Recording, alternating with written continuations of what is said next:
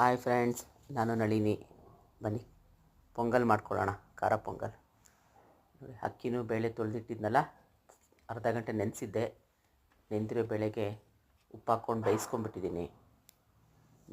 ಹಸಿ ಅಕ್ಕಿ ಹಾಕ್ಕೊಳ್ಳಿ, ಈ ಥರ ನುಣ್ಣಗಾಗುತ್ತೆ, ರುಚಿ ಚೆನ್ನಾಗಿರುತ್ತೆ ಇದು. ನೋಡಿ, ಇದಕ್ಕೆ 4 ಸ್ಪೂನ್ ತುಪ್ಪ ಹಾಕಿದ್ದೀನಿ. ಚೂರು ಇಂಗುವ, 1-3 ಮೆಣಸಿನ್ಕಾಯಿ, ಕರಿಬೇವು ಸೊಪ್ಪು, ಜೀರಿಗೆ, ತರಿಯಾಗಿ ಕೊಟ್ಟಿರೋ ಕರಿಮೆಣಸಿನ ಪುಡಿ, ಆಮೇಲೆ ಒಂದು 12 ಗೋಡಂಬಿ. ಇಷ್ಟನ್ನು ಫ್ರೈ ಮಾಡಿಕೊಂಡು ಈ ಬೆಂದಿರೋ ಬೇಳೆ ಅಕ್ಕಿಗೆ ಮಿಕ್ಸ್ ಮಾಡಿಬಿಡೋಣ.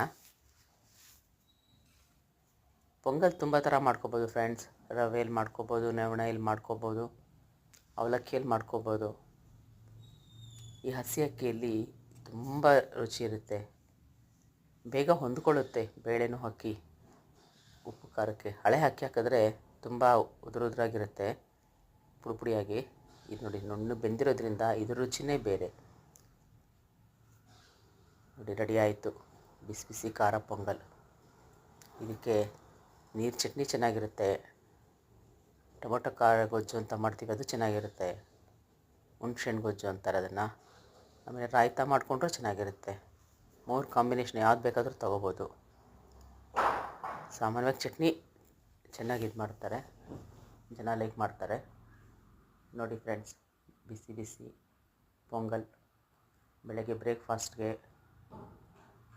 ಪ್ರಸಾದಕ್ಕೆ, ಎಲ್ಲ ಟೈಮಲ್ಲೂ ತೊಗೋಬೋದು. ಒಳ್ಳೆ ಫುಡ್ಡು, ಒಳ್ಳೆ ಪ್ರೋಟೀನ್ ಫುಡ್ ಇದು. ಹೆಸರುಬೇಳೆ ಇರೋದ್ರಿಂದ ಈಸಿಯಾಗಿ ಡೈಜೆಷನ್ ಆಗುತ್ತೆ. ಎಲ್ಲ ಏಜವರು ತೊಗೊಳ್ತಾರೆ, ಮಕ್ಕಳಿಂದ ಏಜ್ ಆಗಿರೋರು ಎಲ್ಲ ತೊಗೊಳ್ತಾರೆ. ಬನ್ನಿ ಫ್ರೆಂಡ್ಸ್, ಒಂದ್ಸಲ ಟೇಸ್ಟ್ ಮಾಡೋಣ. ತುಂಬ ರುಚಿಯಾಗಿರುತ್ತೆ ಬಿಸಿ ಬಿಸಿ ಪೊಂಗಲ್.